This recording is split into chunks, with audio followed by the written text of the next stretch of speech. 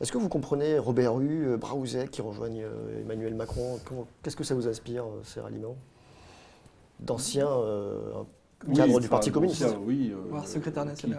Qui ont quitté le Parti communiste depuis plusieurs années, comme vous le savez. Hein, donc, mais c'est un cheminement non, je crois que c'est tombé dans le piège qui consiste à justement à penser que pour faire face à Marine Le Pen, il faut se ranger derrière n'importe qui, y compris au premier tour, derrière un homme qui a été au cœur de l'échec gouvernemental, qui a été un des penseurs de la politique gouvernementale de François Hollande, un des théoriciens de cette politique libérale, et qui propose de l'aggraver encore demain.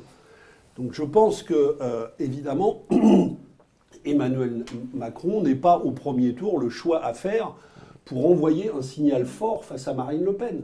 Parce que Marine Le Pen se nourrit des dégâts provoqués par les politiques libérales.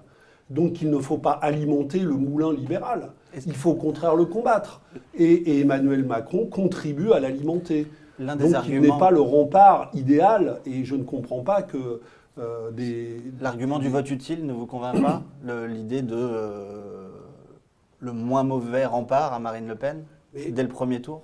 Écoutez, le vote utile face à Marine Le Pen, c'est celui qui justement demande de stopper clairement les politiques d'austérité qui provoquent tant de dégâts, tant de sentiments d'abandon, et sur lequel, après, elle va faire de la démagogie en s'adressant aux gens qui sont frappés par la crise, alors qu'en vérité, elle aussi propose la poursuite de ces politiques libérales, mais pour entraîner les gens dans une espèce de guerre généralisée. Parce que la politique de Marine Le Pen, c'est une politique qui vise à sans cesse diviser et opposer les travailleurs entre eux.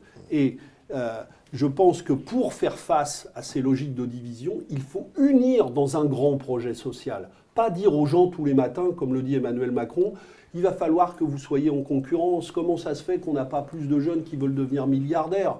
C'est pas ça.